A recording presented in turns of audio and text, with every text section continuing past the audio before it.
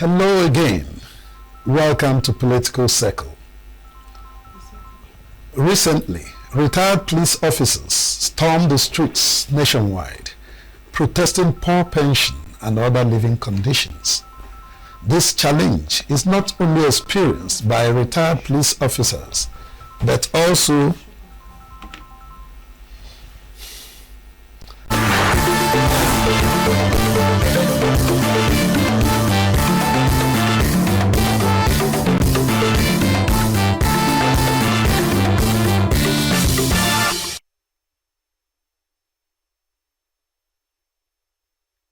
led by the convener of Revolution Now movement, Omoyele Sowore.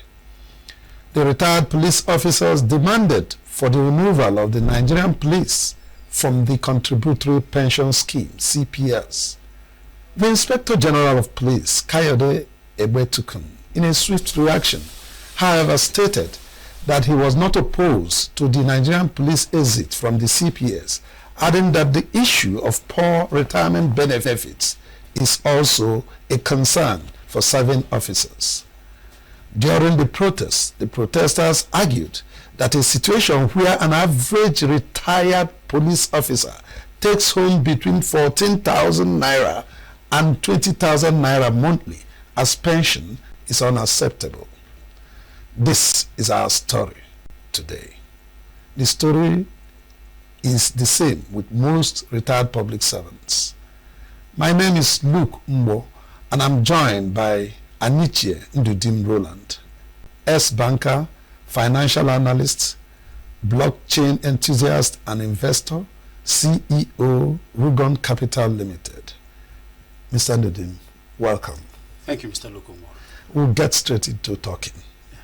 I would like you to educate us on who is a pensioner. Let's understand the person that is referred to as a pensioner. Okay. A pensioner, as regards to for Nigeria, is a Nigerian worker that has worked either in the private sector or in the public service for a number of years, basically 30 years minimum. And when he leaves from work, he's entitled to a payment on a monthly basis or annual, depending. As that pension has actually been deducted from his monthly salary throughout the working periods of his lifetime to guide as a form of savings, so that after his active lifespan in service, those deductions will now be given to him for his sustenance when he's of retirement age. Thank you very much. Could you give us a rundown of the history of pension and gratuity in Nigeria? It's traceable back as Nigeria, which is a former colony of UK. So the pension scheme has its roots from the pension systems in the UK, which was later transferred to the country during colonization and even after independence, with so many acts and decrees passed along the line to ensure that pensioners are well taken care of. Even up to 2004, when a broad-based pension reform was passed by the Obasanjo administration. But even back then, there were issues, even right from pre-colonial era, pre-independence to post-independence, where there were issues of outstanding and non-payment of pensioners, mostly both in the private sector, both in the public sector and in the private sector. So there have been issues of non-remittance or underpayments of pensioners, and so it has been a very thorny issue, which within those years there were so many edicts and laws passed until the the act in 2004 by the Obasanjo administration to address these issues once and for all. But it's sad that we're still having issues of underpayments and pensions being owed by Nigerians, both in the federal. Currently, right now, we've seen more in public service workers. This topic is so sensitive that I had a father that was a civil servant who retired in the civil service, was opportune to be posted to the Nigerian Military Pensions Board as a civilian by the Obasanjo administration, who later even became an acting director in the military pensions. Now took military pensions from Roxy Road, Ikoyi to Abuja, and his service ended. And also got into the private sector as a banker in 2001, who also was a victim. I was a victim of the old pension scheme, which we call the Defined Benefit Scheme, DBS. That was a private sector, and a bank for that matter. And what occurred then was, the scheme then was, the banks deducted our salaries and now contributed to the National Social Insurance Trust Fund. So until the Obasanjo administration implemented the Pensions Act, in 2004. In 2000, when all states became defunct in 2004. In 2004, I moved to another bank, Intercontinental Bank, and so when we were now migrated to the new pension scheme with pension administrators, I noticed what was transferred from my old pension scheme to the new pension scheme was just 48,000 naira. 48,000 naira. So, and I know there were calls, because back then there were even allegations of private firms deducting pensions, retaining them in their books, trading with them, and even mismanaging it completely. So you could see it was not just a problem back then of the private sector and the public sector. It was both ways. But the beauty of the Pension Act, right, of which is currently on board, 2004, has been able to effectively address the abuse of outstanding pensions, basically in the private sector. But I'm still surprised that we're having issues of outstanding payments of pensions in the public sector, both federal and it is even worse at the state level. It's sad why Nigerians will decide to treat a fellow Nigerian this way. You can imagine somebody that has put in his best for 30 years or 35 years, or even if it's 10 years. Because once you're impressionable, once you work more than 10 years, you're retired, you're already weak and fragile. The pension is supposed to take care of your basic need, feeding and maybe drugs, and your pension is delayed. It is sad. Most states have now paid gratuities for almost 10 years. How do you look at this? Okay, let's really explain how this thing works. Now, either the states, federal government, or even private firms, according to the Pension Act, while budgeting for salaries and allowances,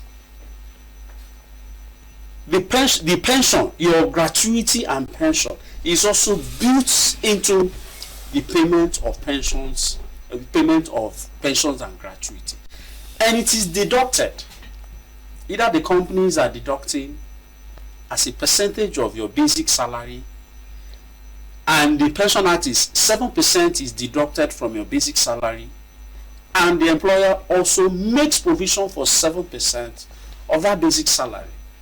It is deducted and set aside and sent directly to your pension administrators. I use Pension Alliance. Right now, when I registered my firm, I was bidding for government jobs for like 3 years. I had workers under me. I deducted their salary, their pensions, and sent straight to the pension administrator on a yearly basis. Now, I've not gotten a job. I've not gotten any job. I can't really pay them again. One of my staff came to me and said, he's over 50 years, and said he needed his pension, what has been accumulated. I signed all the papers that was needed. He took those papers, went to his pension administrators, and within a space of, I think, 3 weeks, he was paid. That is how smooth and effective it is in the private sector. I even give you my own personal experience when I finally resigned from UBA after 11 years. You can imagine I spent my first 4 years, only 14,000 naira was remitted by my previous employer, also Strasbourg. You could see how sad it is. So, but from 2005 to 2011, what is in my pension account? It's like I just moved from hellfire to heaven. So it's hellfire to heaven. I want to, maybe for the sake of being modest. Well, our topic today is the plight of pensioners in Nigeria. Sometimes they behave as if they are dashing money to pensioners. Yeah.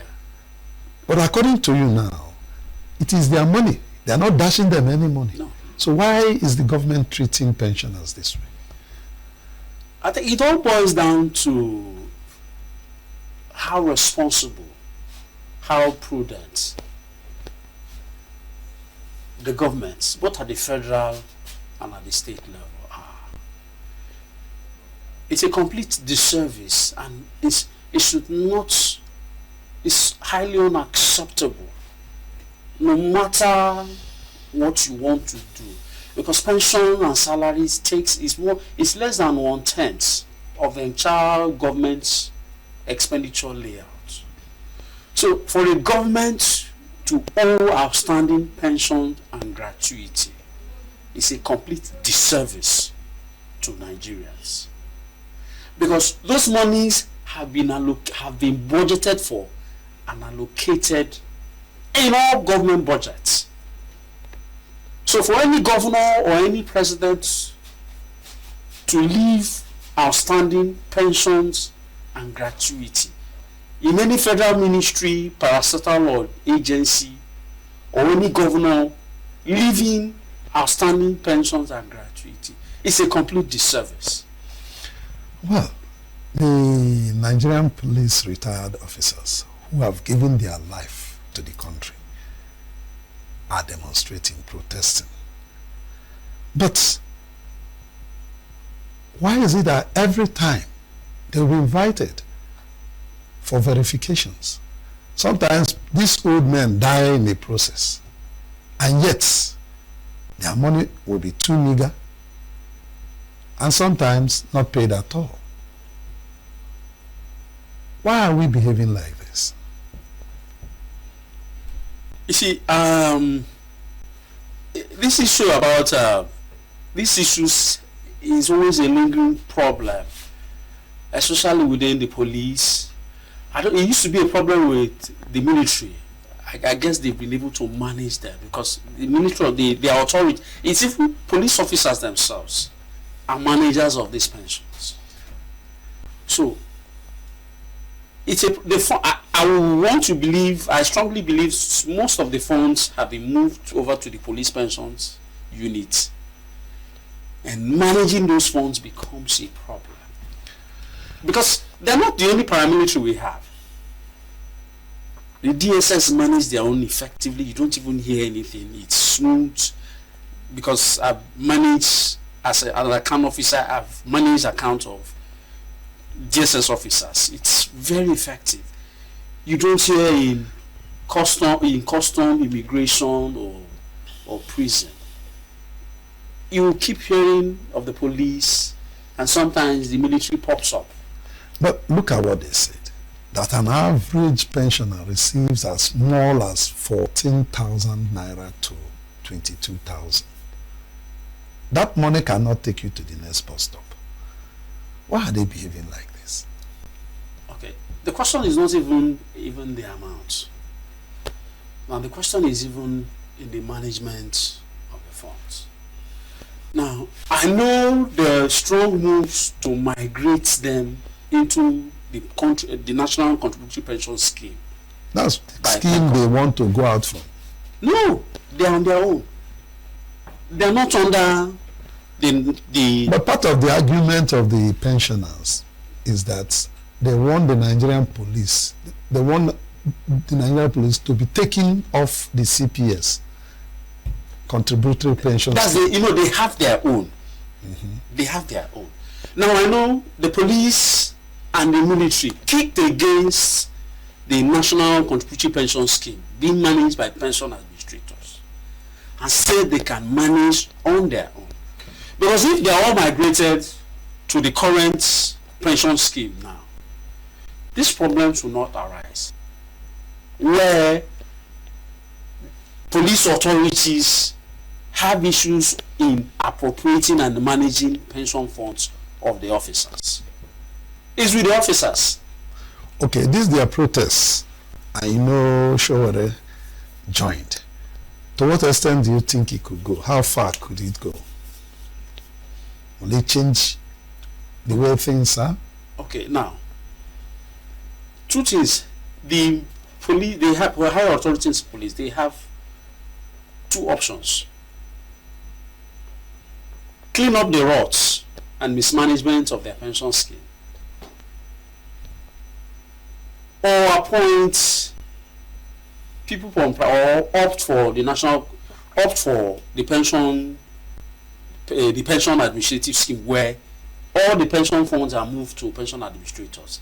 Because the Pension Act, or what Obasanjo introduced in 2004, is a beauty. Let me give you one of the features. On a monthly basis, when your salaries are paid, you get an alert in less than 2 days of a remittance of your pension into your pension administrator. Your pension administrator sends you an alert that your pension has been paid. It is updated, and you even have an idea of what it will be in the final analysis. And those funds are even invested with interest paid, and you also have updates on your phone what it is. So the police officers, it's up to the police officers to join this scheme, because for us in the private sector, it's a beauty. The only snag in maybe private or even in government, because right now I even saw 2 months ago, I saw the federal government is opting to take a loan to pay outstanding pensions. You could see a problem again.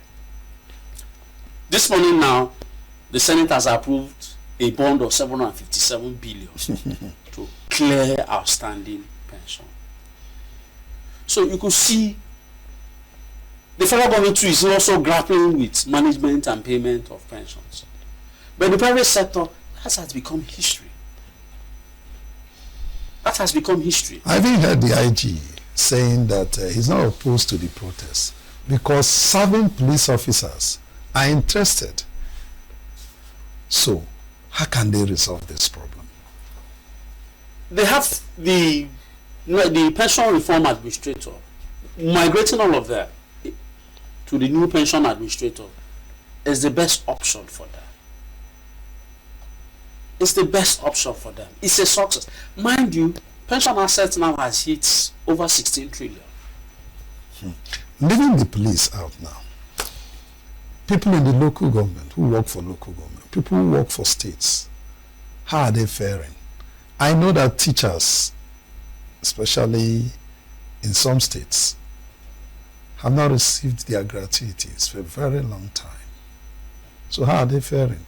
Is there anything that they can do to upgrade their lifestyle? Because they are suffering. Well, sometimes I put myself in their shoes and I start to wonder. You put in 25, 35 years of your active life and you cannot boast, you're not sure of your pensions. And mind you, even serving civil servants, both in teachers, also know the plight of their former colleagues or their seniors. And they'll be thinking, okay, this will be our fate. Portion. So you can imagine the mindset of the teachers or even civil servants. Funny enough, 3 months ago, I was discussing with the federal staff about the pensions in Nigeria, and he was telling me, one of his colleagues was telling me, he just retired and he has not been paid pension. I was like, but there is something I will ask you. Most of the people that make things difficult for pensioners are public servants themselves, and they will one day become pensioners. Exactly. So why are they doing this? They steal the money, they embezzle the money, and tomorrow they will become pensioners, and maybe another person will embezzle the money too. That's why the new Pension Act solves 50% of this problem. Now, if only the states can en masse migrate into the new pension scheme, where as salaries are paid on a monthly basis, even if the government does not want to meet its own obligation of paying 7%, the deductions from civil servants, move it. Because when you are paying salary, that amount is deducted. So move that first leg of because it's a two-way thing. The employer pays 7%, the employee pays 7%, the employer pays 7%. So as you're paying my salary, move my own 7% to my pension administrator, while yours is outstanding. Maybe later you can pay it, so that at least I know, as a civil servant, I'm not losing 100% after 35 years. At least I know I have my own 7% contribution I did while waiting for the state to remit its own 7%. Unlike what you have now, all states are all managing their pensions, and you have very ridiculous amounts of outstanding pensions and gratuity running into billions. So what is the way forward? What can be done? The way forward is for all Nigerians, both especially state governments, because I know federal government workers now are all joined the new pension scheme. The question now is, both the police, civil servants in states across the federation, they should all migrate to the new pension scheme, so that 50 to 60% of these problems is solved. Do you see the Tinubu administration getting into this and making more policies as regards pensioners? Well, the police, they try to carve a niche for themselves and want to be different. Yes, it has to do with the police hierarchy, but the police is also reporting to the president, and so the ball stops at the president's table to address it. I told you the military were having issues of outstanding pensions, and the Obasanjo administration appointed civilians to manage and address the issue of outstanding pensions. They stayed there for like 3 years before it was stabilized, and they moved the pension office to Abuja. And to an extent, we've not had cases of outstanding or protests by military officers owing pension. So the police authorities, they should look at them. They should look themselves at the face and say, look, we are doing this to ourselves, and we are bringing this disrepute to ourselves and to the force. And we need to tell ourselves how to address this issue once and for all. And the only alternative is to move to the new pension administrator separately from the police, so that this issue of outstanding pensions is over. Thank you very much, Mr. Ndudi Anichi. Thank you, Roland. Well, that's our show today. My name is Luke Mbo. I want to thank you for joining us. Nigeria, we hail thee.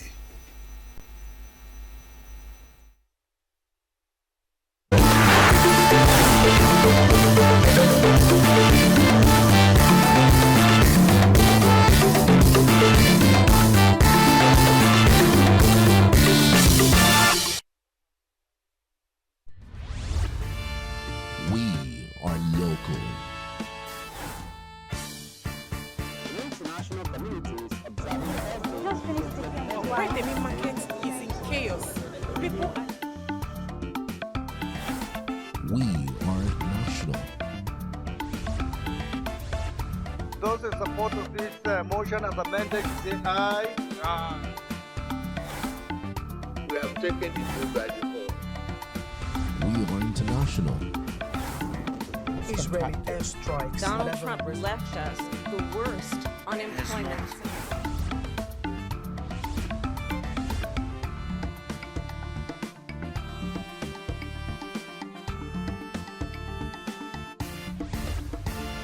Signature TV, news in your pocket.